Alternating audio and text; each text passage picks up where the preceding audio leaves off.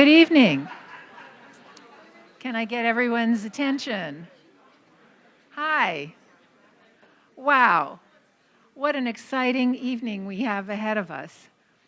I'm really thrilled that you could be here and join us for this evening of art, storytelling, and social activism.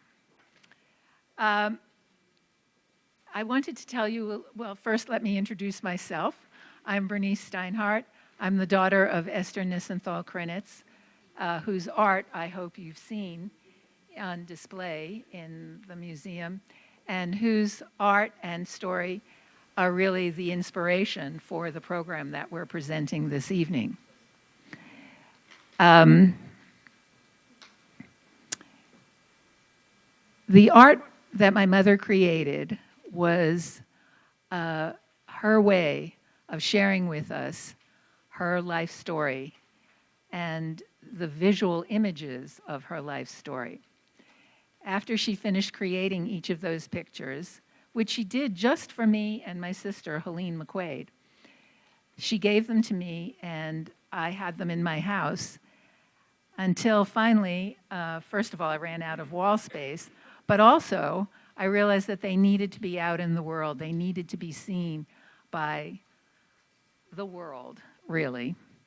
And so Helene and I, 2 years after our mother died, Helene and I created our nonprofit organization, Art and Remembrance. And we, of course, wanted to be able to exhibit the artwork, but we also wanted to be able to use the artwork to inspire and to educate, and in particular, to have people understand what it's like to experience war from the point of view of those who are its innocent victims and who are the victims of oppression, terror, anti-Semitism, racism, and to be able to share those experiences with others so they can not only know about them, but also feel what it's like for those who experience them. So this is, in part, what the program tonight is about. It's about how art and personal experience of social injustice can be transformed into art in a way that people can really understand. We're going to begin, well, actually, let me first acknowledge a couple of people in the room. The staff of this museum are fantastic. I want to acknowledge in particular Becca Plum. I also, yes. I also want to acknowledge the person who in many ways is responsible for our being here, and that is our beloved Rebecca Hofberger. Yes. So once again, thank you, thank you, thank you. Now let me turn to the program for this evening. 2 parts. The first part is from Storytellers, Stoop Storytellers. You know, that is a hard phrase to say.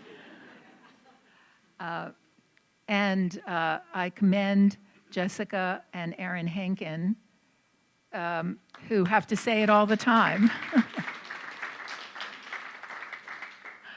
And they are going to tell you a little bit more about Stoop Storytellers, and they're going to introduce this evening's 3 Stoop Storytellers.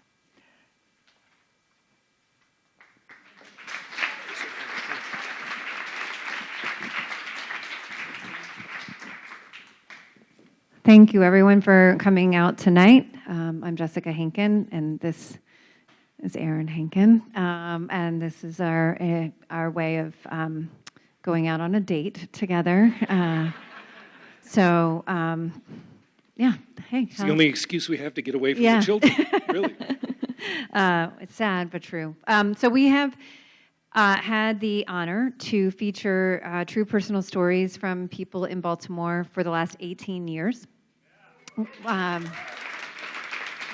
Many of you who are in the audience tonight have shared stories, and it's just every time we get to do this, we feel incredibly grateful to be in a city that has just so many interesting, fascinating people. So the way that this works is very simple. We were asked to be a part of Esther's incredible, a celebration of Esther's incredible work by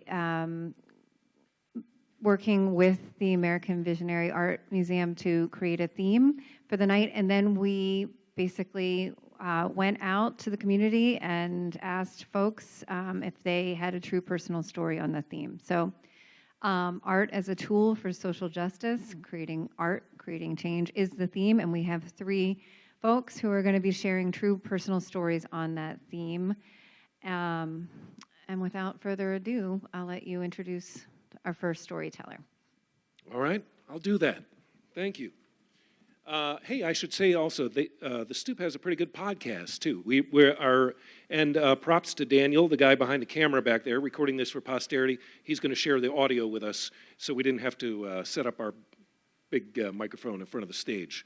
But we record all the Stoop events, and the stories then live for posterity on the StoopStorytelling.com website, and also on podcast as well. So On WYPR. A WYPR podcast, as a matter of fact. Where Right. a place where you used to work. I recall those call letters. Yes. And their pledge drive is over finally. Boy, that thing was something else. I got nothing to say about it. Okay. All right, here we go. It's been, and I will say this about the process with the Stoop, is that we reach out with the idea for a theme for a show, and then folks self-select to be in touch with us, and then we have the pleasure of reaching out to them and getting kind of sneak peeks at their stories, and talking, giving them a chance to practice their stories. And I will say, you're in for a treat. These are all artists, I think, that Esther would smile upon and be proud of what art has meant to them, and then what they have done, turned around and done to make it mean for the community around them. Okay, so we have 3 storytellers this evening, and the first up to the microphone is a Baltimore native, a professional photographer and artist. She moved to Charleston, South Carolina in the 90s, raised her 2 daughters down there after establishing herself as a photographer in South Carolina by photographing fine art portraiture, weddings, cotillions. Those exist in South Carolina. She also shot editorial photography for Charleston Magazine and lots of other assignments. She eventually found a home in designing composite digital art for commercial and residential spaces. She's currently working on her project, Local Map Art, designing maps from her photographs. It's our pleasure to welcome to the stage Lauren Preller.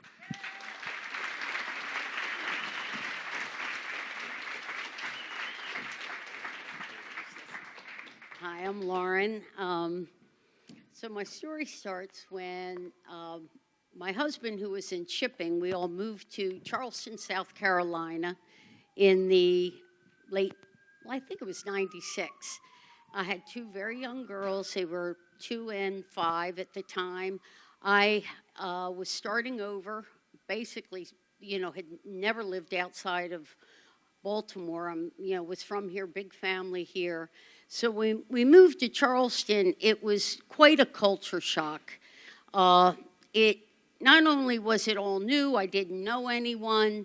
It's like moving back into the 1950s. Charleston was kind of not like it is today. The lights blinked downtown in the winter because there was no traffic. The only grocery store was the Piggly Wiggly. You could only get, the only kind of lettuce was iceberg lettuce. And that alone was a shock for me. But I got to say, I was very lonely. I didn't know anyone. And the people that I was beginning to meet weren't really going to be my friends, I could tell, because they're going to have me for dinner. So I remember the first social outing my husband and I had. It was a shipping company, and there were other couples at this dinner. It was at a restaurant, and they had names that were after the streets in Charleston. Maybank Highway, the Maybanks were there. Ravenel Bridge, the Ravenels were there. Cummins Street. So anyway, there was one woman in particular I could tell was kind of trying to figure me out. And she was asking a lot of questions. And she said, so where do you live? And I said, well, on Gibbs Street. And Charleston's like the size of Towson. It's very small. She said, Gibbs Street? Well, that's south of Broad. I'm like, yeah, it's south of Broad geographically. But I knew what she meant. It was really where old Charlestonians lived. It was, so she starts like, well, what unit block of Gibbs Street are you on? So, of course, the houses change a little bit in size. So, I am sarcastic. So I just said, look, it's the smallest house on the street, and we rent. Well, she didn't bat an eye. She goes, well, I guess you can put kittens in the oven, doesn't make them biscuits. And I laughed at first because I always have a delayed reaction until I realized the insult I was given. But this is my welcome to Charleston. And, it was all about who is your daddy, their heritage, their ancestry. It was very small. At the time, there was a Supreme Court battle going on about the Citadel, which was the crown jewel of Charleston. This is a military college that half of the, old Charlestonians went to, going back for God knows how long. And this battle, this woman, Shannon Faulkner, was suing the college to allow women to attend. And, I was like, well, yeah. But everybody there was like, that is ludicrous, a woman to attend the college. And, all of this I felt so isolated by, there was no one I could commiserate with. They had they revered their reenactors. They had Civil War reenactions every other weekend. It was why you would want to reenact a war you lost, I have no idea, but they were very proud of that. So, they had that going on. And I mean no disrespect, because I kind of still, I had this love-hate relationship with Charleston. But this Citadel piece, I can remember I had a friend come down, Kathleen Cahill. She's a civil rights attorney from Baltimore. So she comes down to visit us, and my husband, who has a little bit of a twisted sense of humor, decides to take her to a Citadel football game. And unbeknownst to me or her, he sits her next to a third-generation Citadel alum. And you have to understand, at the time, the Post and Courier, the paper, the newspaper, what paper? The paper, Lauren. I'm like this. So the headlines every day were, the Supreme Court battle going on. So he decides to sit Kathleen next to a third-generation Citadel alum. I don't know it, but I do realize during the game, it's a beautiful day, we're having fun, but that conversation's starting to get kind of lively. A couple on the other side of my husband. But in the meantime, that's getting a little louder. Halftime's coming up, and two things converge at the same time. It was insane. All of a sudden, hear Kathleen go, well, sir, there is no way the Supreme Court cannot allow women in the Citadel. It's the law. And he goes, he stands up and goes, you can take your Yankee ass and your Yankee values back up north where they belong. And with that, right behind us, the entire row starts cheering. And on top of that, I see in the field Shannon Faulkner, the plaintiff for the suing the Citadel, being burned in effigy on the field. I'm serious. It was kind of terrifying. And we thought it might be a good time to leave.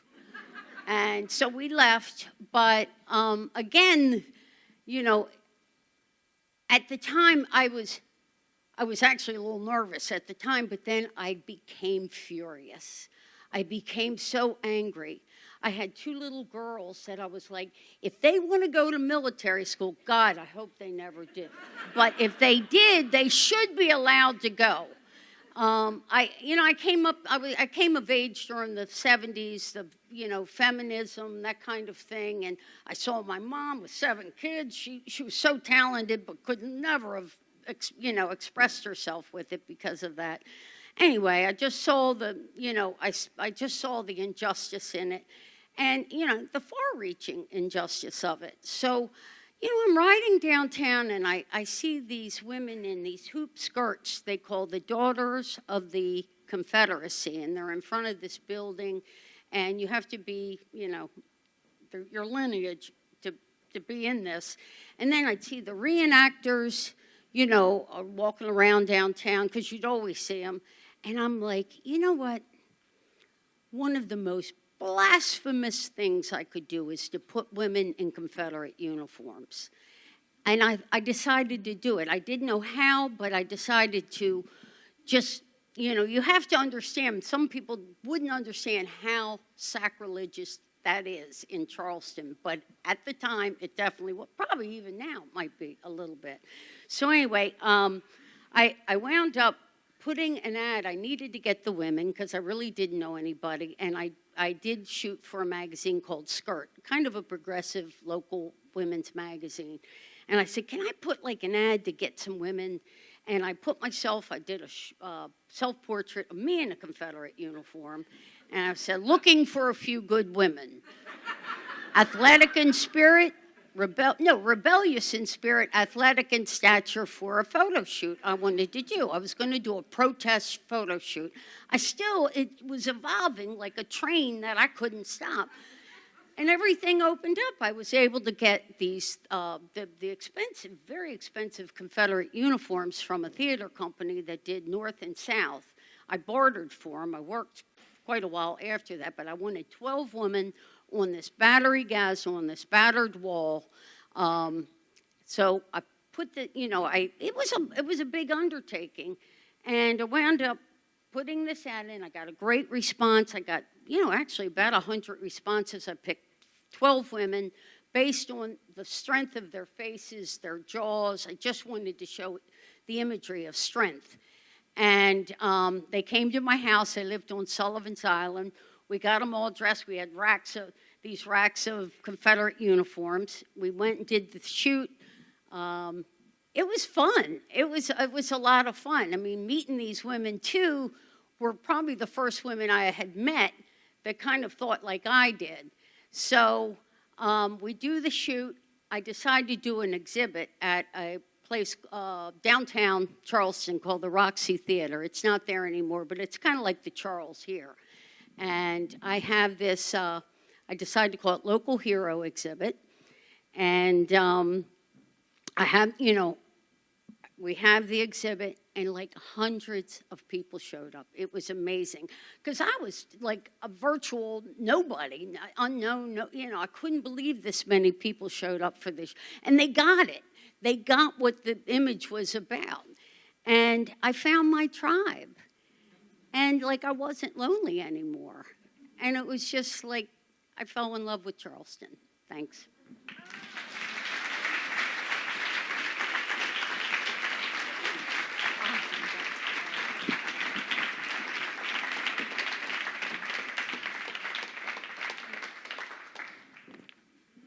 In case it's not obvious, there's the picture.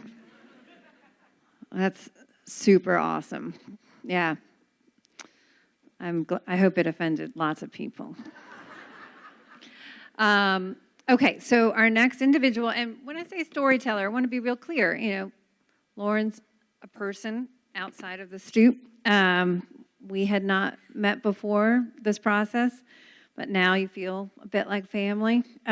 So we call them storytellers, but they're just folks that we have the luck to be able to feature on the Stoop. So our next featured storyteller is the Reverend Gray Maggiano. He's the pastor at the Memorial Episcopal Church in Center West Baltimore. Before that, he was trying to end corruption in Afghanistan and still trying to figure out which is harder. He and Monica have 2 kids who are working to make his hair match his name. Please welcome the Reverend Gray.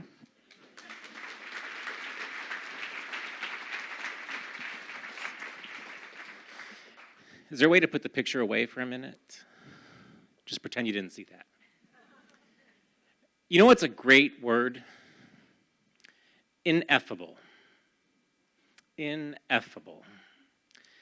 When something is so big, so grand, so out there that you just cannot put words to it. The first time I saw Bernini's St. Teresa and Ecstasy in Rome was an ineffable moment for me. It's how I felt when I met my wife for the first time, 3 a.m. outside of the basement of a bus station that would turn into a gay nightclub. It's a whole other story. Ineffable. And it's how I felt the moment that when the Reverend Natalie Conway sat me down in our church and told me that the founders of the church had enslaved her ancestors. Ineffable. It's a great word. It's a great word because it sort of sounds like another word that I wanted to say at that moment. But let's back up a little bit before I get deeper into the story. I didn't know then, but I know now, that Natalie had to make a whole bunch of choices before she came and told me that story. She had learned from her brother and her brother's Ancestry.com research that their family had been enslaved at Hampton Plantation, and she learned that the founder of our church, Charles Ridgely Howard, had been born at Hampton Plantation, and she learned that they had been born, her ancestor, Hattie Cromwell, who was her great-grandmother, had been born the same year as Charles Ridgely Howard, in the same place at Hampton Plantation. And he was born free, and she was born enslaved.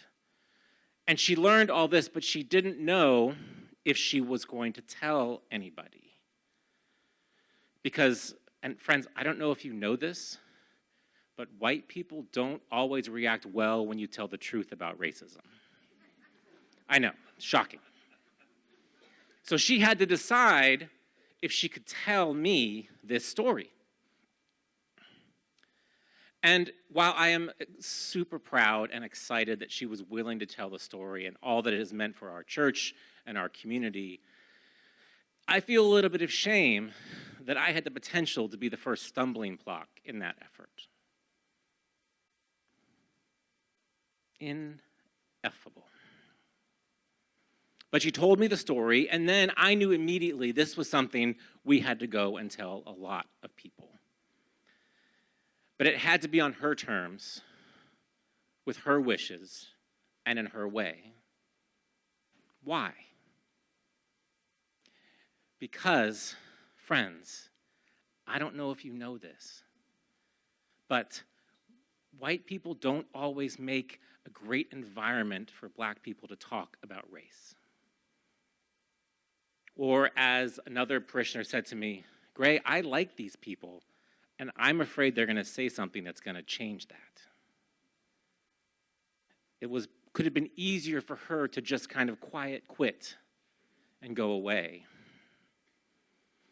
Or just stay in the church and pretend like she didn't know this story. But that, for her, would have been ineffable.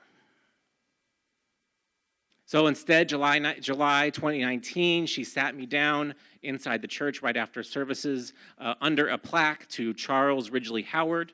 The church is it's Memorial Episcopal Church. It was a memorial to Charles Ridgely Howard. And as we sat under this plaque to Charles Ridgely Howard, she said, Gray, Charles Ridgely Howard enslaved my great-grandmother, Hattie Cromwell, at Hampton Plantation. Ineffable. I did not know what to say, and I did not know what we were going to do. The first thing that we did was we gathered as a community and we went to Hampton Plantation. And we visited the gardens, visited the manor house, visited the slave quarters. And if you've ever been to Hampton, you walk into this big, great room, and it is filled with portraits. There must be 100 portraits in this room, including portraits of Charles Ridgely Howard and his parents and great-grandparents and all these other people. And so I asked Natalie, do you have any photos or any pictures of Hattie? And she said, yes, just one. It's no joke, about the size of my thumb. And it was, a copy of a picture probably taken around the turn of the century after she was freed. And that was all she had. And suddenly there's this kernel of an idea, right? How can we put words to this ineffable moment? How can we make this something else? So now you can put the picture up. I'm not an artist, right? I can't sing, I can't dance, I can't paint. In high school, when I had to take art class as a required course, they put me in photography instead because I was so bad. I was in the marching band for a year, but my job was just to hold the tuba and stand because I was the only kid who could hold it. I wasn't allowed to play. This is not a joke. But one thing I do pride myself on is being able to know and make relationships with a lot of people. And so I reached out to some friends who were artists, and I said, do you know somebody, a young black artist from Baltimore who works in portraiture, who might be able to help tell this story? And so I was introduced to Des Thaniel. Des, at that point, was a student at MICA. She's now at Morgan State. And she sat down with Natalie and with Natalie's family and met with them multiple times to hear their story. And what she came back with was this.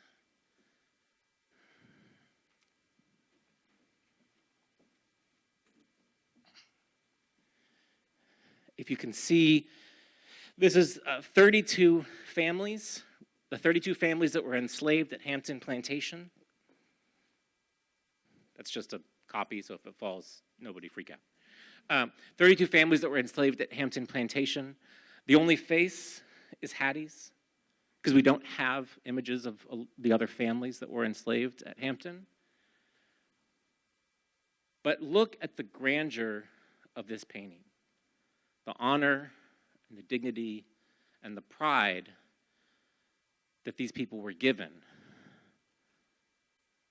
They weren't allowed to have this in life, but now it exists for posterity. And Des was able to tell that story, and in the process, give our congregation something to work with, some way to move forward. So we put this out front of the church at the corner of Bolton and Lafayette for 4 years. We had to take it down because it was getting damaged by the sun, but don't worry, it's in the church. And it began to work on us. And we noticed that Des had quite literally painted the path forward for us. Just as she had been able to give honor and dignity and pride to these people, so we needed to do what we could to bring honor and dignity and pride to the communities that our ancestors had harmed at Memorial. Because turns out it wasn't just those 2 priests who had slaves. It was most of the people who founded the church had enslaved people. And for 100 years, the church was a leader in segregation and furthering Jim Crow laws here in Baltimore. The Daughters of the Confederacy that Lauren was talking about, they were headquartered at the church. The first housing segregation ordinance was written in the parish hall of the church by the senior warden, the basically, I don't know, president of the board of the church. They founded the Mount Royal Protective Association for the express purposes of keeping black people out of what is now the Bolton Hill neighborhood. There was a lot that we had to work through, and a lot that we had to undo. But Des had painted the path for us. So it was easy then in 2021 when our church voted to start a reparations fund and invest $500,000 back into the 21217 zip code. People didn't bat an eye because they had seen what happens through art when you offer that honor and dignity and pride and power back. And they wanted to be a part of that. I did not think I would do this when I moved to Baltimore. This was not the plan. But because of Dez's work, because of Natalie's story, and the art that she has made out of her life, it's changed my life, it's changed our congregation's life, and it's changed, I think, our whole community's life. And so I am proud to stand here with all of you to show how art can change things. And I hope you all will find ways to follow the art that you see in the world to make this world better. Thank you.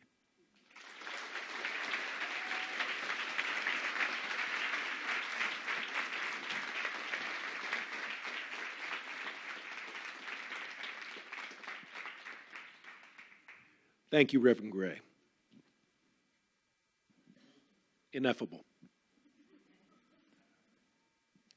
All right, we have one more storyteller to bring to the stage here as this part of the program. It is my pleasure to do so.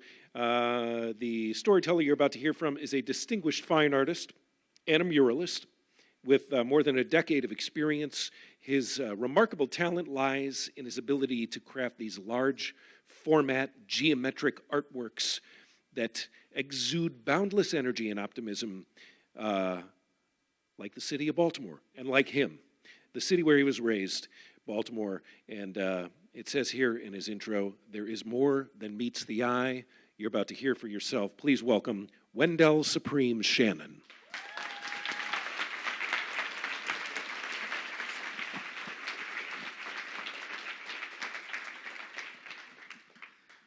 Good evening, everybody. My name is Wendell Supreme Shannon. I am a muralist and fine artist. I was born in Brooklyn, New York, August 9th of 1990. But soon after, my mother relocated here to Baltimore. Now, my mother was someone who left a very big impression on me because she moved with a sense of urgency. Whatever she wanted, she needed, and whatever she needed, she obtained. Now, while in Baltimore, we moved around a lot. This was something that forced me to learn how to adapt to different environments relatively quickly. Different parts of the city, different environment. Before long, we eventually settled in part of Baltimore County called Cockeysville. Now, here was a lot different from everywhere else that we've been. I was introduced to a wide range of different ethnicities, different cultures, and different lifestyles. It was here that I became this charismatic, fun-loving, humor-filled person that was just ready for whatever the world had to offer. Everything wasn't always so great, though. During my high school years was the first time that I actually experienced someone not believing in me. It was said by someone close, someone that I loved, that they didn't believe that I'd graduate high school or that I'd live up to my name. Fortunate enough for me, I was in close proximity to a great individual. This individual's name was Lamont. He was a student at a nearby college, and he took me under his wing as a mentee. Taught me any and everything that I needed to know, just being a young black man in a different world. So when I graduated high school, I wanted to go to the same college he did. I registered and applied to Morgan State with acceptance. I followed suit and took the same major that he did, which was business administration. But this is where my story took a turn. 2 years into going after my degree, I actually was diagnosed with several autoimmune diseases. In summary, my heart wasn't strong enough to pump blood to my extremities, and I lost the use of my hands for about 2 years. Simply put, I couldn't open or close my hands. Literally at this moment, just because we're in a room that's so cold, my hands are turning blue. Nonetheless, the doctors told me that I had to withdraw from school. That was something that I wouldn't be able to complete. I wouldn't be able to work a regular job. I'd be dependent upon medicine for the rest of my life. I really wasn't agreeing with that too much.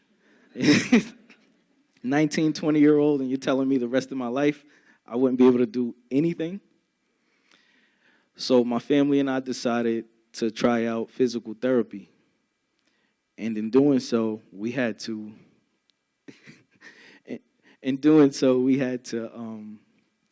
I was forced to learn how to rewrite letters, numbers, and shapes. That's how intensive this disease was. But with the shapes, I would literally, line for line, just draw straight lines over and over throughout the day. Lo and behold, these diseases went into remission. Something in me told me that that wasn't good enough. See, over those 2 years, a lot of my friends that were still in school ended up graduating, going off to starting their careers. I had to prove that I was good enough. So I took what I learned at Morgan in reference to business and applied it to my newfound passion of art and started my first business called Solely Supreme. Years went by of me painting any and everything under the sun, from portraits to caricatures, landscapes to whatever people wanted. Scrolling on Instagram, I came across this call for artists to a professional show.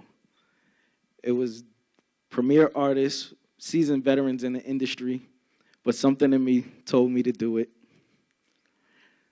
Of course, I got the rejection. In the email response, there were 3 things that stood out.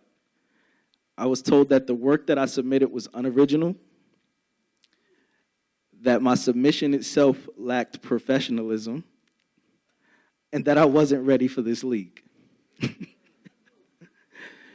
And if you can tell by now, being told something like that just turns a fire on inside.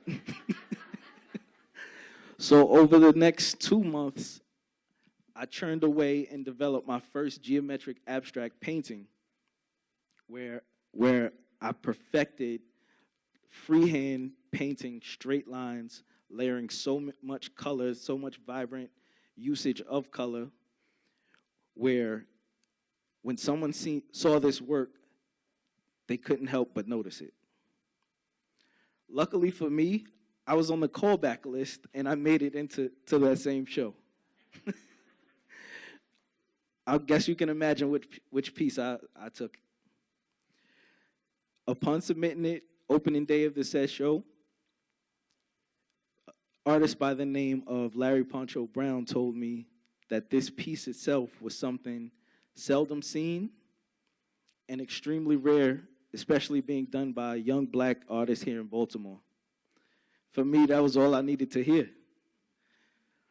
Over the next few years, I cultivated that specific style, practicing color theory, learning to scale it, learning to freehand it even more, applying different elements and details, just being extremely passionate about my work. In the year 2019, I came across a video of Poe Holmes. There we go. Poe Holmes at the time was experiencing a water crisis. Now, if you're not familiar with the area, Poe Holmes is an underserved community in West Baltimore. for a few weeks, the entire community went without water. One of the things that I noticed was a lot of small businesses, entrepreneurs, and community leaders were there donating waters, donating food. I wanted to do something that stood the test of time, brought the right attention, and gave the community itself a voice. So I reached out to several partners in addition to the city of Baltimore, and as you guessed, I got one of those kind of emails again. The city responded that they had no plans of developing the area, and if it was something that I really wanted to do, it would have had to be self-funded. Me and some friends went to social media. We crowdfunded over $10,000 to be able to facilitate the project. That took a little bit of time, but we got it done. Once we finally got down to painting, we had over 40 volunteers from several different states, in addition to the children and the adults in the community, come out and help paint this court. It left a lasting impression that said, we have a voice, we are here, and we deserve. Whenever any of you see my work, it's my hope that you see the same, that positivity, that light shines within you. I used to think that my purpose in life was to prove other people wrong, to prove that I could accomplish what you said I couldn't. When in all actuality, I'm now realizing that my superpower is simply whatever I can imagine, I know I can make it real, and I just want that to be a reminder to you too. Thank you.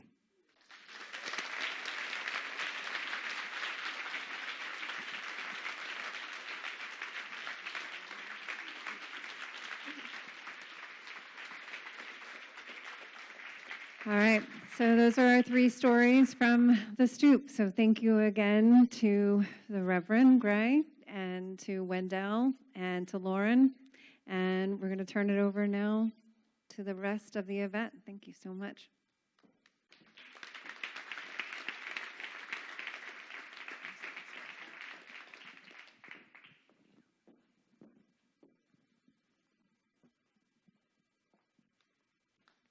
I just have a few words to say. So I won't take more time away from the real speakers this evening. I just want to say that you were all fantastic. Really, really fantastic.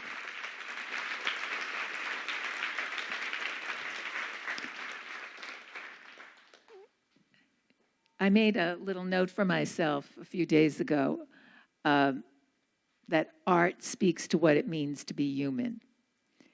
And I think each of you discovered that in yourselves or in your church, in your congregation. And it is, of course, what my mother's work expresses, that the experience she had as a young girl stayed with her, and she found her voice in order to be able to express what it was like to express her humanity. Our next guest is Eric Ward. I am so thrilled to be able to welcome him here today. Eric and I spent some time earlier walking through my mother's exhibit, and I could tell it left a big impression on him. But Eric has a lot to say about the kinds of experiences that my mother had, what she experienced historically, and that is still with us today. And I'm really looking forward, I know all of us are really looking forward to hearing his thoughts and insights into these connections among these different strains of hate that still find union despite some apparent differences. So I want to welcome Eric, and I want to welcome as well Cecile Lipworth, who is a very dear friend and a board member of Art and Remembrance, who will be engaged in a conversation with Eric. So please welcome to the stage.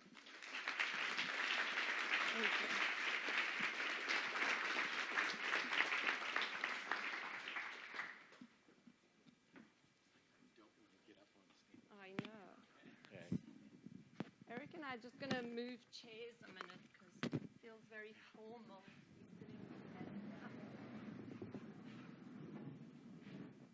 What do you think, Cecile? Is that good? Can you all see us? I like to be cozy. I like to be cozy. Hello. Hi. How are you, Cecile? I'm good. How are you? Really moved. Yeah, this me evening. too. What an incredible presentation. Thank you to all three of you, just showing us the power that art has to change our communities. So, thank you to AVAM and Rebecca and Becker and to Art and Remembrance for existing. And I'm very proud to be a board member of this organization. And before I begin, I usually tell everyone, so you don't all sit here wondering if I'm Australian or British, I'm South African. So this is a topic that's really interesting for me. I grew up in apartheid South Africa in the 1970s and 80s. And actually this morning delved a little bit into my own Jewish history in South Africa. So we can get to that. Absolutely. But it's an honor to be here.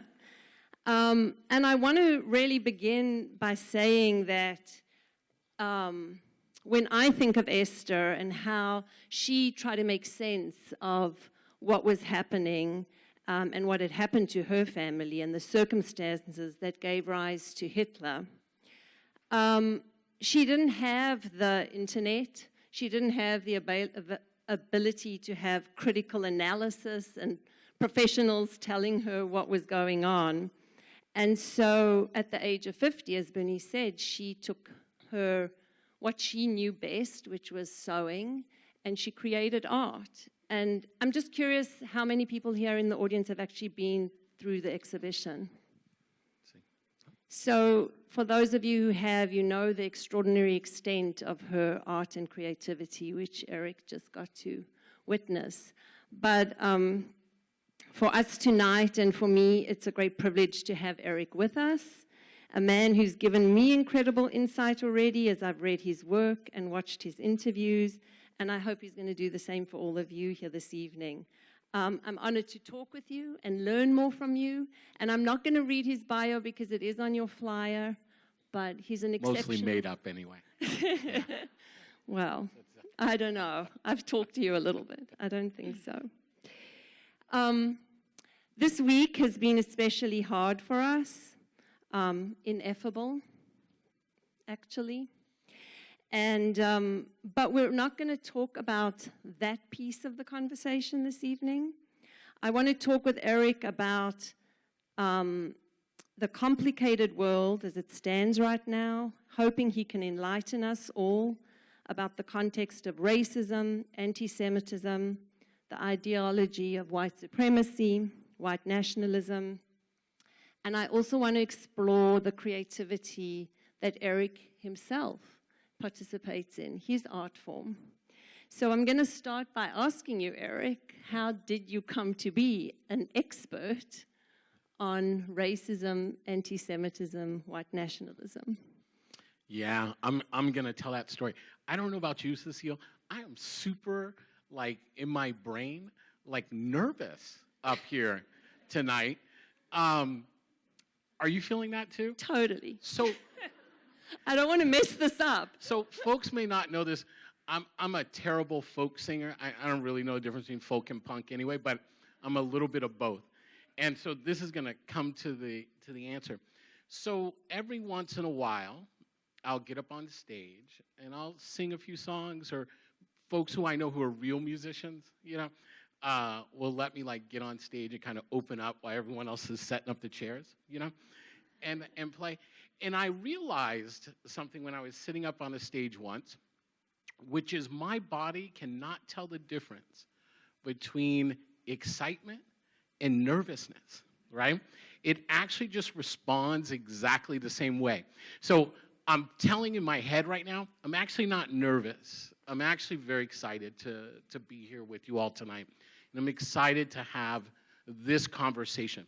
I mostly spend time in the world of social change. And very exciting, very dynamic, and super boring at times. And boring because often we've taken social change and we've made it like a science, right? We do a lot of data and surveying.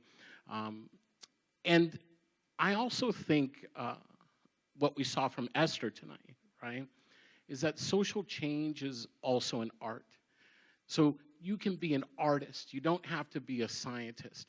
And I'm excited to be able to sit in this space tonight with the family of Esther. Rachel, you should stand up, actually. And I think everyone in Esther's family, if you feel comfortable, I think you should stand up. We are in Esther's house tonight.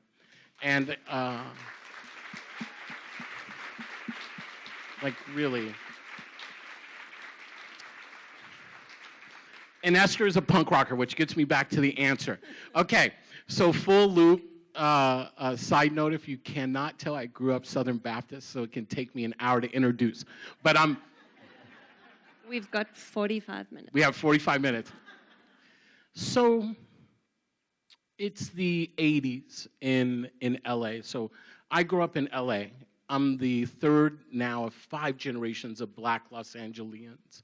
My family on my dad's side flees Shepherdsville, Kentucky in the early 1900s after a lynching, and we believe it's the lynching of Mariel Thompson of Shepherdsville, Kentucky. And my great aunt is coming around, the story is that she's coming around the road in a horse and buggy, which I'm pretty sure was a mule in a cart, right? And this is happening. And over the next weeks and months, she packs up the family and moves them all the way west. They're going to San Francisco. Now, you can imagine in that time, travel wasn't getting on a plane or train. It took a long time to move west. They get to Arizona, and they find out there's a big earthquake that just took place in San Francisco. They decided they were not going to Northern California, and they settled in Los Angeles. I came of age at a time, so I was born in an age, and I think this is important, where black people legally in this country were not considered to be full human beings. It was the law of the land. That is the America I was born in. But it was an America that was starting to come to an end because of the rise of the civil rights movement. So I come of age in junior high school and high school in the period of desegregation of the public schools in Los Angeles and then Long Beach, California. Now, desegregation, pluses and minuses, right? But you have to imagine in that period, right, it is kids looking for belonging, right? What brings us together? And I can tell you right now, that was not going to be race in America. That was not going to be the bridge that brought us together. It was one of those moments when something new happened, and it was the rise of something called punk and hip-hop. Now, we didn't know the difference. I'm going to tell you that right now, right?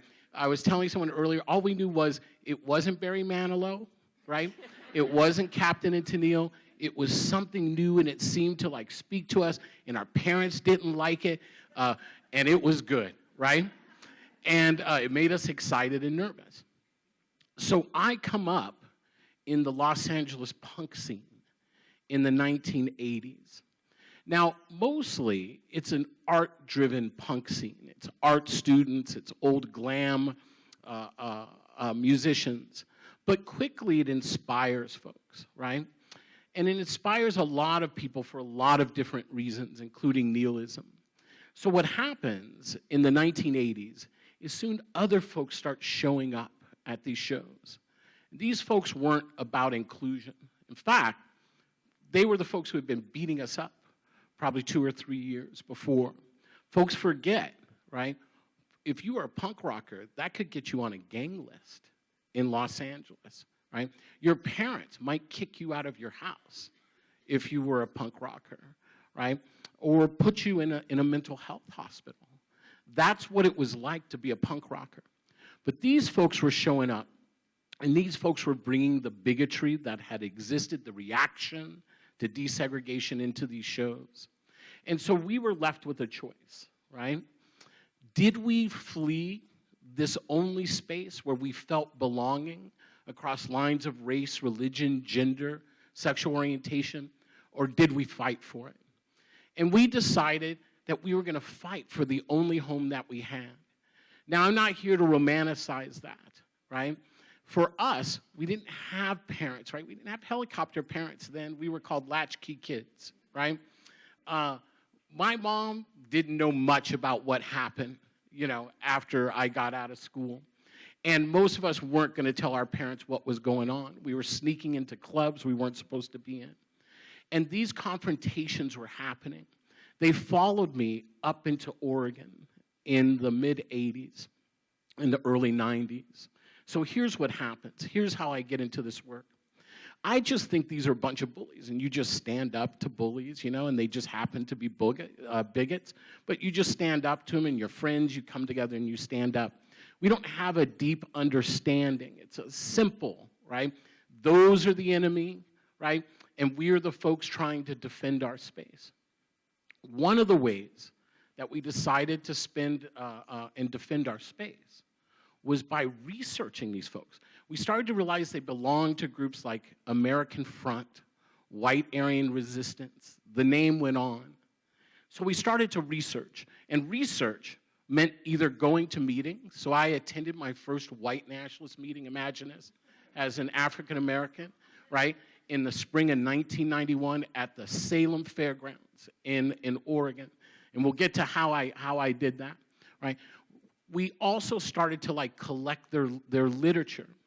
And one part of their literature were flyers. They used to love the flyer. They probably killed more trees than any other social movement in America, right? Along with people, right? And these flyers were vile. I don't use them in presentations. People do. I thought they were vile. I still think they're vile and they're shocking, and I won't use their propaganda, right? And these flyers were super racist, right? Anti-black, anti-immigrant, anti-Muslim, anti-LGBTQ, anti-homeless, you name it, right? These flyers were vile. But as we were collecting them and trying to understand what the messages were and what neighborhoods they were targeting for organizing, I began and others began to notice something really interesting. That these flyers always seemed to contain some reference to the Jewish community. It didn't matter who else they were talking about, right? And so these flyers would have a Star of David, right, or some anti-Semitic caricature of a Jewish man, typically. I talk about this holding strings like he was a puppet master over the media or black people or Latinos or interracial couples.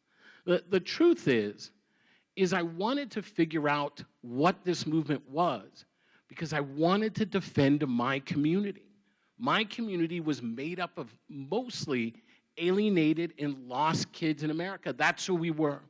And we found each other, and we were sometimes the only family we had. And we wanted to defend ourselves. And I understood at the end of the day, to defend ourselves, I needed to understand why they were so fixated on Jews. And that's how I became to understand this work in the early 90s. I'll tell it really quickly. The truth is what I came to understand was that anti-Semitism was the driving narrative of this white nationalist movement. This white nationalist movement wasn't like the white supremacists of the old, right? They weren't looking to take us back to the days of Gone with the Wind. That these were folks who were no longer interested in the exploitation of people of color. They were interested in our removal. That they saw us as nothing more than puppets of a Jewish conspiracy drawn from a novel, an anti-Semitic a narrative called The Protocols of the Learned Elders of Zion.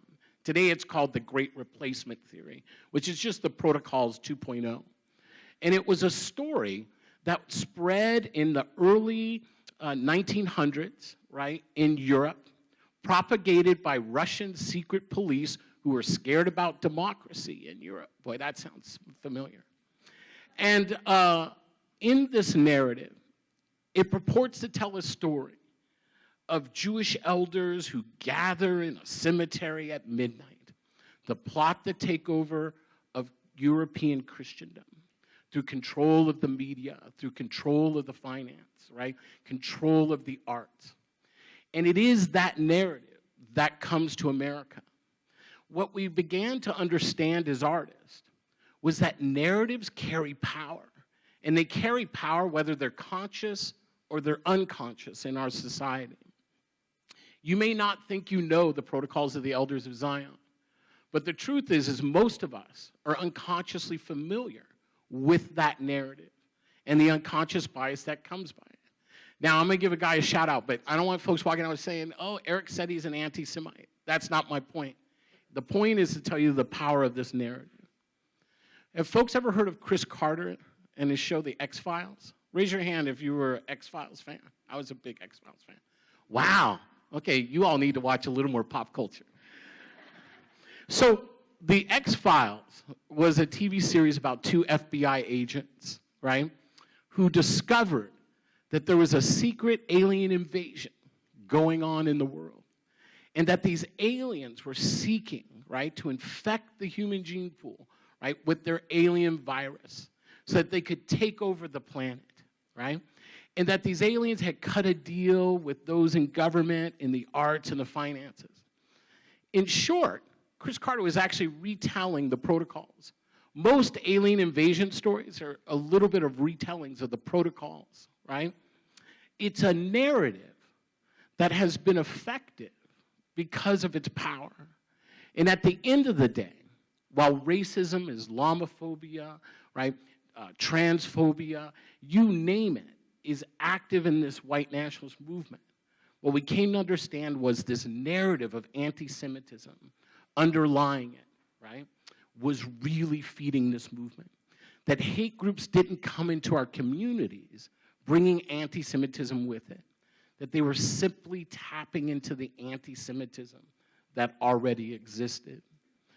As I attended these meetings, right, imagine an African American, right, and think about the binary of race in America, right? Whiteness framed as superior, right? Blackness on the other end of that spectrum as inferior. We live in a country that is constantly trying to escape blackness, right? Everybody is trying to get as far away from blackness in this country as they can because it's one of the narratives. But how did I function in this story? And now I'm going to come to a close. It's okay. You've actually answered question 2, 3, This is and question 4. 2, 3, and 4 right now. I have nothing more to We're going to go there. So it's 1991, 92, something like that. And I'm going to something called the Preparedness Expo, an alternative health exhibit. It was over 4 days at the Seattle Center. And it was the kind of anchor of the white nationalist movement. Yes, you could get alternative health products, but you could hear from the latest leadership in the white nationalist movement. You could buy their literature, right, in tables scattered around the exhibit floor. I come up into the meeting, right? I had already been at some meetings. And this one capitalizes exactly how I could walk around in these meetings. I walk into the meeting, and there's lots of people there, thousands. All of a sudden, I see this guy see me. He spots me, right? Big hulking guy. He's baseball cap. He sees me, and he starts coming straight at me. And I'm thinking to myself, well, this is about to get interesting, right? And he is walking at me with purpose. And he gets like about 5 feet from me, and he stops and he smiles and he puts out his hand and he says, my name is Bear, and I'm so glad you're here, right? And so I looked at him and I said, it's nice to meet you, Bear, but I don't shake hands with white people. That's not true, by the way, right? And without skipping, he just nods his head like he totally gets that, right? And he says, but it's good to see you here, right? Why are you here? And I said, well, I'm here because, I've been talking with other brothers and, we're preparing for collapse and I'm just here to see and check things out, right? Folks sent me. And he said, well, I'm glad you're here because there's a speaker who's about to go on. His name is Jack McGlam, who is a former sheriff, head of the a group called Police Against the New World Order. And he says, McGlam has been telling us that we need to build like a broader alliance, he said. That we need, in his own words, we need to reach out to black people and Orientals and Mexicans, right? And that we need to take on the federal government and then take on the real problem in America, right? Now, I have to tell you all what he meant when he said the real problem, right? At the end of the day, what he was talking about was this narrative of anti-Semitism. And the fact that I would be positively responsive to that narrative was enough for me to be part of that coalition. And if you don't understand the power of that, look at the image of January 6th at the Capitol. Look at the Proud Boy leadership. Look at how many people of color are starting to be attracted to this authoritarian message. At the end of the day, what I came to understand was that if we couldn't make anti-Semitism visible, we would never be able to successfully counter and disrupt this narrative that is influencing all of us. Thank you. 40 minutes up, we're done. We're done. We literally are. My question was make it make sense how the anti-Semitism, racism, and white nationalism come together. But I think what's really interesting as well, what you just brought up, was January 6th. And I think, you know, what in your article, Skin of the Game, you said something like our ignorance about the country we live in, yes, meaning America. I grew up, as I said, in South Africa. My own ignorance was enormous. We were protected as white people from not knowing the news. We didn't get television till 1976 because the government didn't want us to know what was going on. And our main newspaper in Johannesburg, where I grew up, was government run, and you know, they determined what was the news. So we never knew what was going on in our own country. We didn't know the horrors that were going on. Well, I didn't. I was young and growing up, but I didn't know that. And I think when you talk about sort of January 6th, it suddenly seemed like America was waking up to the horrors of what had been bubbling under the surface. The white nationalists certainly were under the rock until this igniting flame came to bring them all out, or not bring them out, but he certainly gave them the fuel that they needed. Donald Trump gave them the fuel. He was the ignition that allowed this convergence of anti-blackness, Black Lives Matter, George Floyd. It all happened in this amazing, like, coming together of ideals around anti-Semitism, anti-blackness, and white supremacy that we're seeing right now. And I'm just like curious how you see that like formation. Obviously, it's been decades in the making. I myself have learned so much over just the historical nature of what has happened over the past 40, 50 years in America. But I'm just curious what you think about that sort of confluence of influence, you know, that brought it all together to ignite it to where we are today. This, yes. And this, what you said to me, the scarcity mentality, yes, of where we're at, that there's not enough for everybody, yes, you know? Yes, I mean, we get into this point, right? So it's interesting. I'm going to go back to Esther for a second in her exhibit. Yeah, if you haven't seen this, you really should. It is like really, it is punk rock, right? In the sense of like finding 3 chords and writing an entire album. And if anyone knows what I'm talking about, right? The power of finding one's story and sharing it so that it is a universal story is incredible. So I'm going to do this in the spirit of Esther, right? But I got to give a little kind of a preamble. So going back to the science of social change, there's lots of studies that tell us in this country, right, even saying the word racism, right, and white supremacy, right, raises people's blood pressure and anxiety, right? Isn't that amazing? So racism, right? White supremacy. Look, okay, breathe it all out, right? Look, none of us were here for the construction of white supremacy, right? It was something that was generational. And interesting enough, it has its roots in anti-Semitism, and you can ask me that later, but I'm going to jump ahead a few hundred years, right? So we have this thing called the United States. The United States of America is socially constructed, right? And the social construction of white supremacy is core. And it's built off of 3 pillars. The first is the stolen land, right? And lives of indigenous people, right? The second is a brutal system, right, of slavery called chattel slavery. And if you don't understand the brutality of that system, you should find a book that is now out of print before states start banning it, called A Peculiar Institution. It is one of the best documentations on how brutal this system was, right? That black people even found their way forward, right, is a testament to our resilience, right, coming out of that system.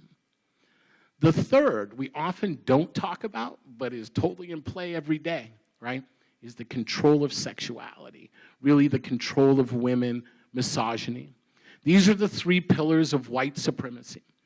It is what allows the United States to build this economic system and become the powerhouse that it is today, right? But it's grounded in another narrative, and the narrative is called white superiority, right? And white superiority is not something you got to think about, right? So you have to convince your neighbor of it. It is the law of the land. It is the cultural norm of the land. And everything is built upon this basis of whiteness, as I said, being superior, right? Blackness being inferior, right? It is race. So now imagine, now I'm going to jump forward a few more hundred years. Imagine then we get to this place in the 1950s, really the 1940s, but we call it the 1960s civil rights movement, right? And along comes these black folks and their allies, and they topple white supremacy as the rule of law.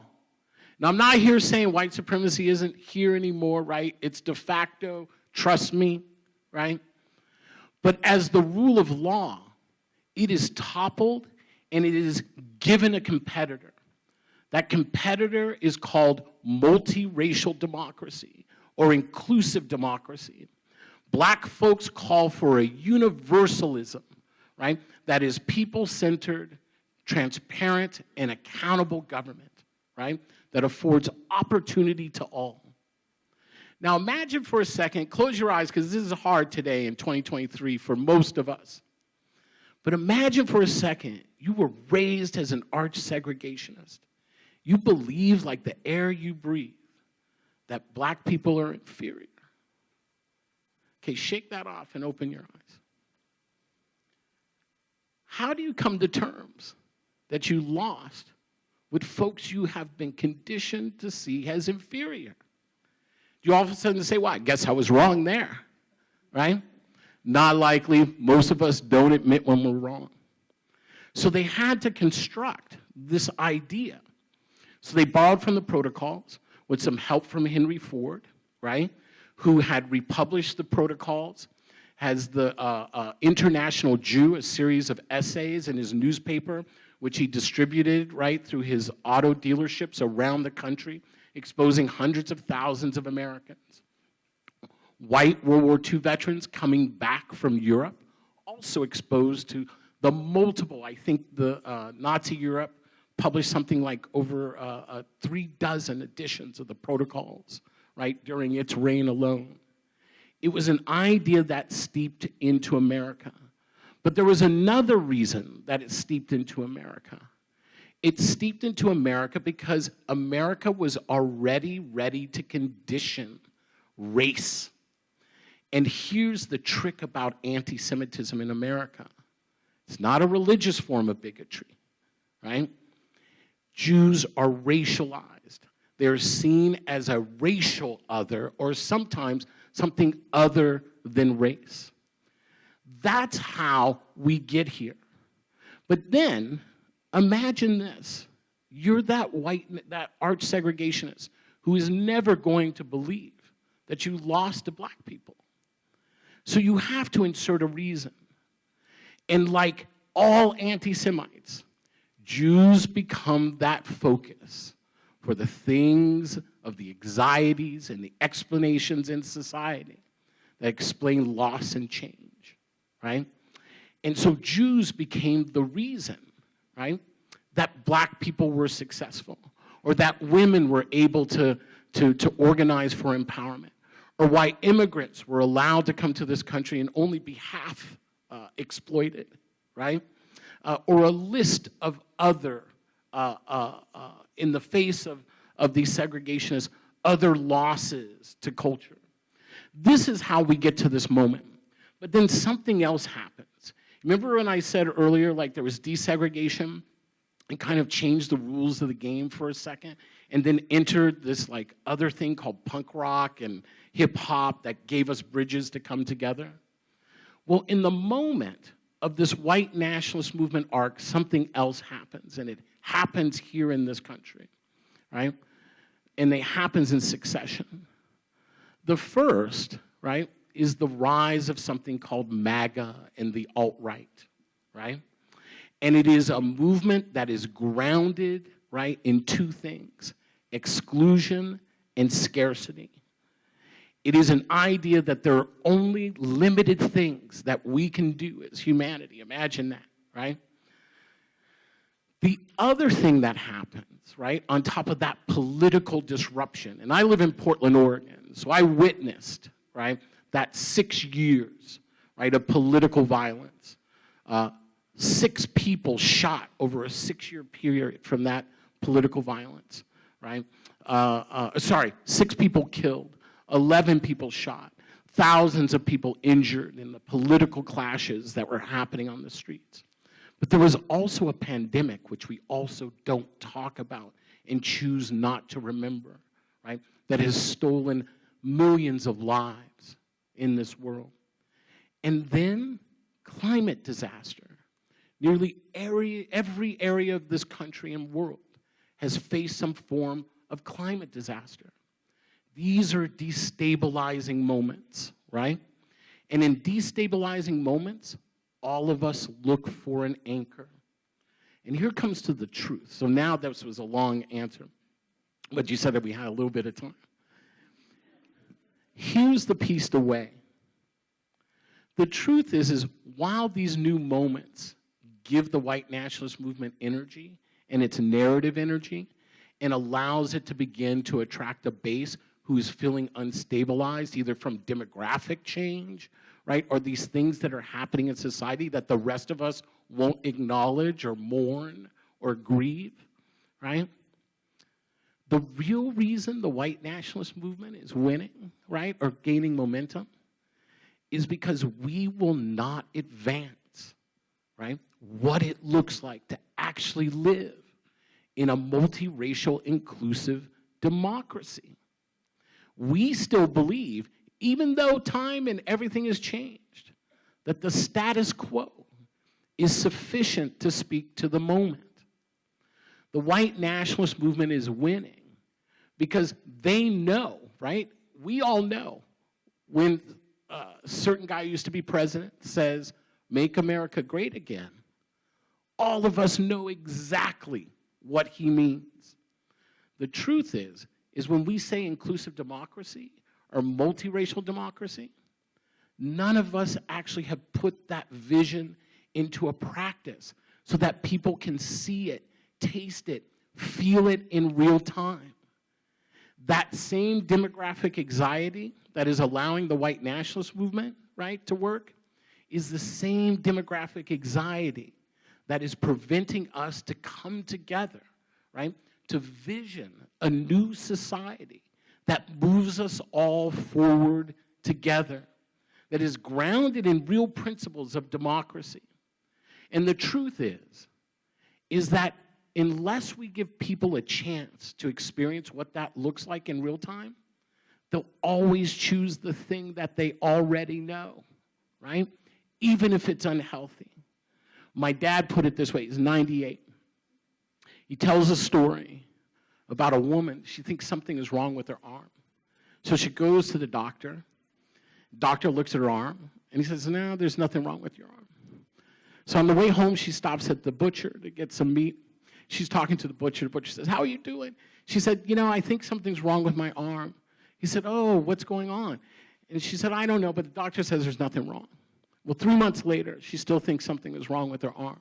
So she goes back to the doctor. Doctor takes a look at her arm, says, nothing's wrong with your arm. She says, oh, okay. On the way home, she stops at the butcher. Butcher says, how's your arm doing? She said, I don't know, I think something's wrong, but the doctor says nothing's wrong, right? He says, oh, that's too bad. A few months later, she's convinced something is wrong with her arm. She goes back to the doctor. Doctor looks at her arm. He says, there is nothing wrong with your arm. I don't want to see you again. She says, okay. On the way home, she stops at the butcher. Butcher says, how are you doing? He said, I just think something's wrong with my arm, but the doctor says there's nothing wrong with my arm.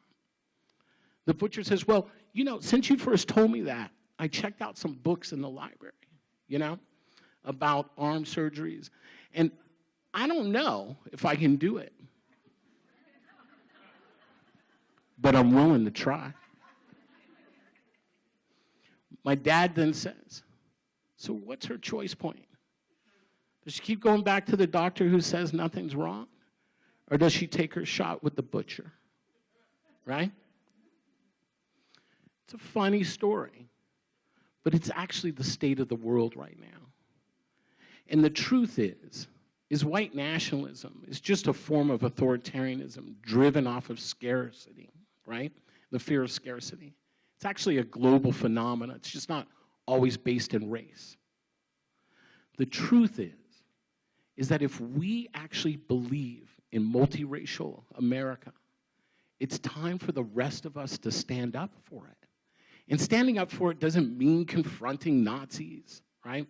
Standing up for it means investing in our communities, investing in governance, right? It's not all about protest, right? As my friend Kathleen Sadat tells me, Eric, she marched, she was a civil rights activist. She says, look, honey, the fight for belonging is over. We won that fight in 1968. There's no 2 out of 3 just because someone is unhappy with that. The fight now is, will we be allowed as a multiracial nation to govern or not? That's the question we need to call. But if we're not actually practicing governance, if we're not on the utility boards, right? If we're not on the boards of like museums and art centers and running for school boards, we are not giving people a glimpse of that multiracial America. Multiracial America is messy, but I gotta tell you, being one of the few people who actually grew up in that multiracial America, there is something beautiful and powerful about it. Something that is not built in scarcity. It is fully fueled by abundance, and we should embrace it. Thank you.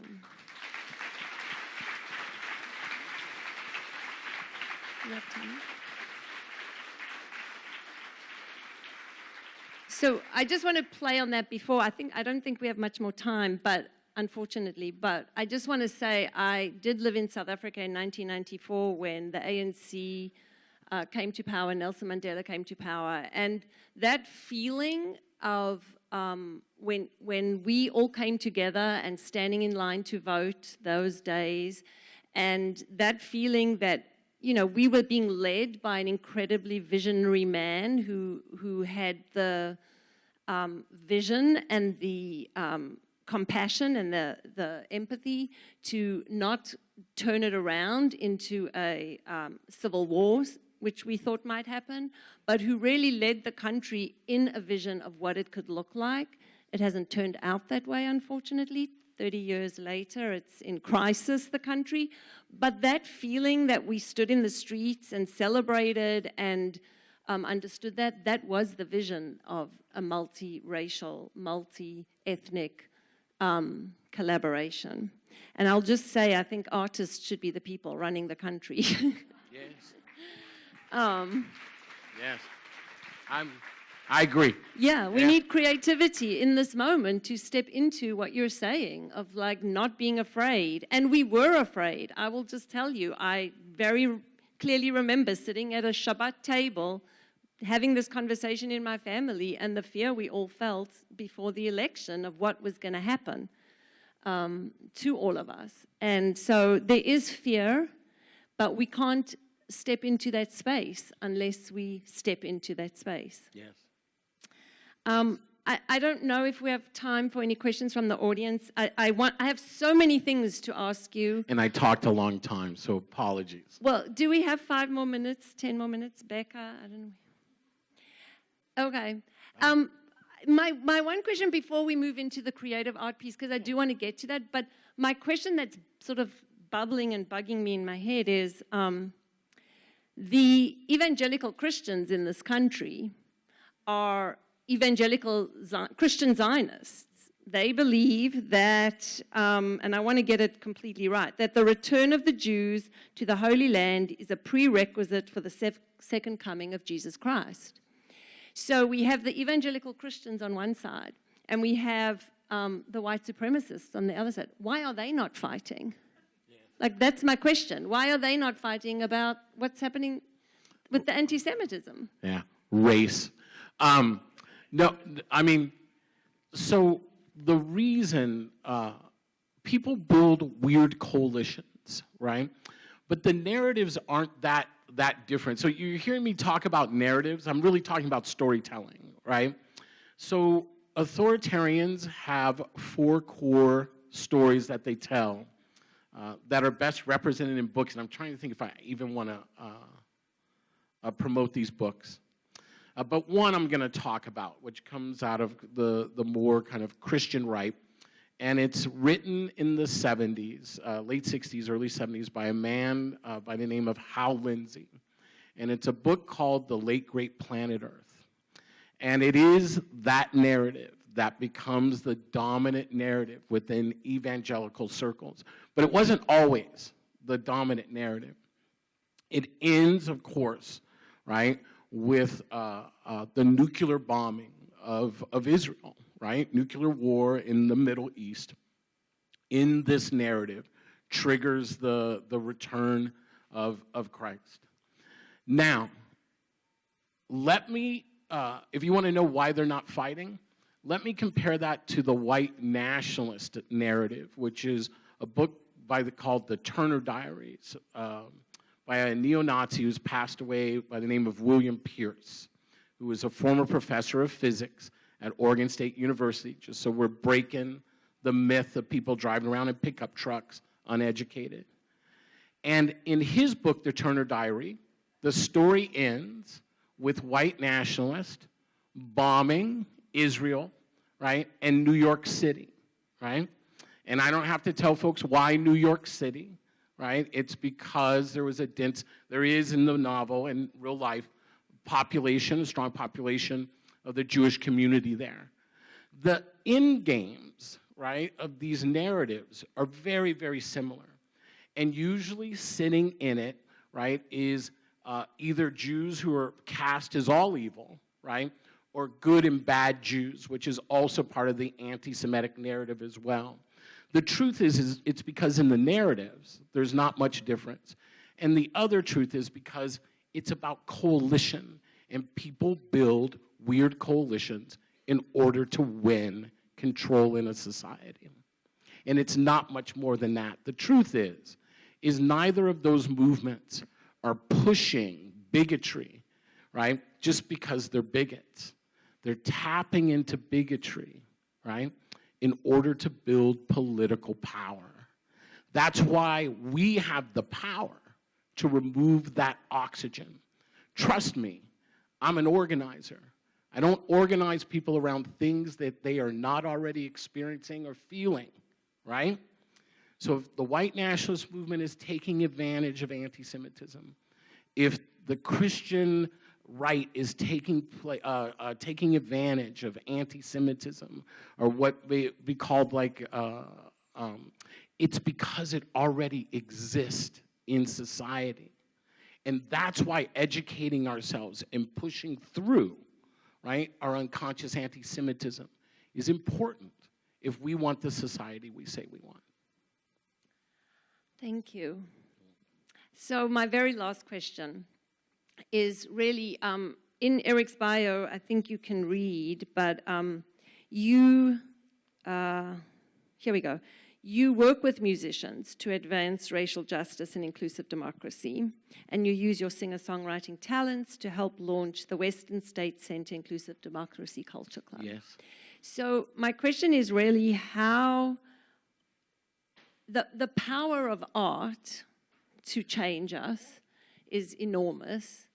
And I'm just curious what you think, like, how do we actually incorporate that into everything we do so that we can truly, truly have people imagine what they can't when they're faced with all this constant barrage of information. Things happening, right? Yeah. Misinformation, disinformation, that creates alienation, right? The truth is social media platforms have separated us. It has alienated us from one another, ironically, right? And I think what art is, particularly music, is about storytelling. And what I came to realize was my own binary, right? That in the white supremacist construct, the binary of one side or the other, right? That was not functioning in abundance. It actually wasn't a radical mindset. It was the most normal mindset in America, right? And so we wanted to find a different way. For us, it became important to understand this was not about left or right. This wasn't about conservative versus liberal, Republican versus Democrat. That this was about inclusion versus exclusion. And that it was driven by narrative, and we needed to start telling narratives. I didn't care anymore whether a person is Republican or Democrat or Libertarian. I cared that they thought opportunity was important, right? That safety was important, right? That we had values that brought us together. And when we started having conversations with people about values, right, the conversation shifted immensely. And the coalitions that we built were amazingly successful. In the Pacific Northwest, right, you all are, what this country is facing is what we faced in the 1990s.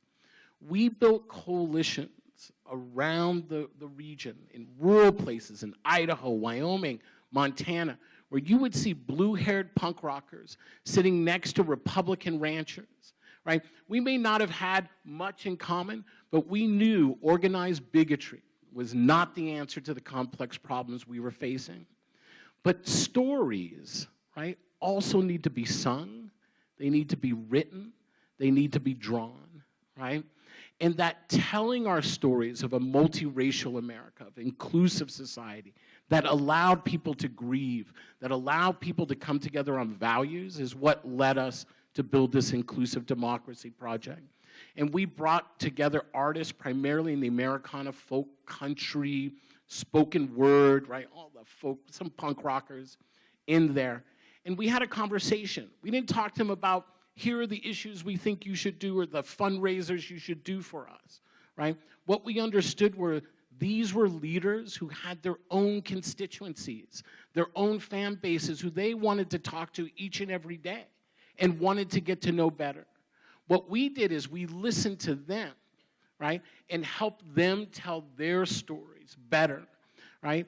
And the anchor was something I learned from a folk singer by the name of Tom Paxton. It's okay if you don't know him, but he's an amazing curmudgeon too. Tom, love you.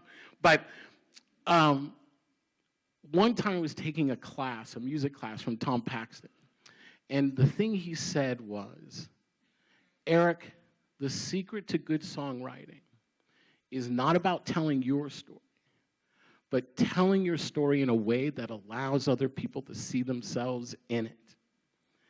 That's the society we're trying to build right now. That's the one of abundance. And that's the value that we brought into the Inclusive Democracy Project. And it's the value that every artist should carry right now. We don't need more politics. We need more stories that thread us together, that thread the values, so that we can hold together around the universal grief, right? That is both historic and present tense. Those threads, right, that hold us together and that we build now, right, are so important because the changes in the world aren't done yet, right? This is an ending of an age and a beginning of another age, and no one wants to be around in the middle of changing of ages, but yet here we are, right? And so the thing we're going to do is be excited, right? And we're going to be nervous, and we're not going to know the difference, right? But we're going to jump off that stage anyway together.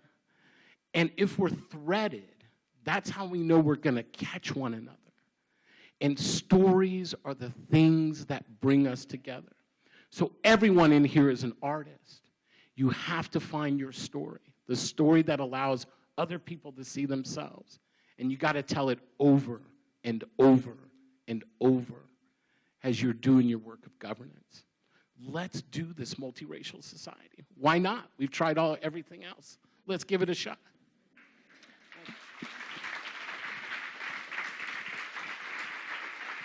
Well, so many more questions, but we have to end the evening. So I just want to thank you, Eric, for this incredible conversation. And I want to just offer everyone a moment to sort of take a breath, because it is a really ineffable, this is like literally my new favorite word. It will be used constantly now.